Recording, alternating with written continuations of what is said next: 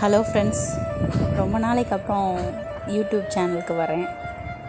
நிறைய கேப் ஆயிடுச்சு.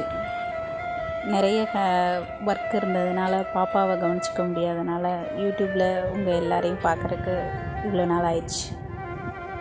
இனிமேல் தொடர்ந்து வீடியோஸ் போடலான்னு பிளான் பண்ணியிருக்கேன். நீங்கள் சப்போர்ட் பண்ணுங்கள். அண்டு இன்றைக்கி நான் சப்பாத்தியும் தாலும் பண்ணியிருக்கேன். சிம்பிளான ரெசிபி தான். இதை ட்ரை பண்ணி பாருங்கள்.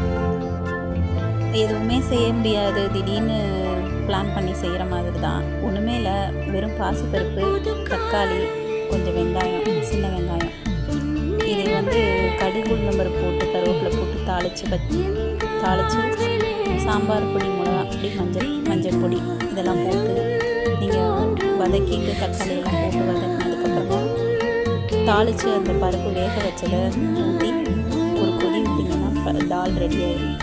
அப்புறம் நீங்கள் பிணைஞ்சு வச்ச சப்பாத்தியை நீங்கள் போட்டு சர்வ் பண்ணிக்கலாம். இதை செஞ்சு பாருங்கள், டேஸ்ட்டு சூப்பராக இருக்கும்.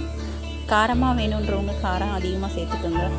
காரம் கம்மியாக இருக்கிறவங்க காரம் கம்மியாக சாப்பிட்றவங்க கம்மியாக போட்டுக்கோங்க. இது ஒரு நாள் ட்ரை பண்ணி பார்த்துட்டு எப்படி இருக்குன்னு கமெண்ட் பண்ணுங்கள். சப்ஸ்கிரைப் பண்ண மறந்துடாதீங்க. தேங்க்யூ.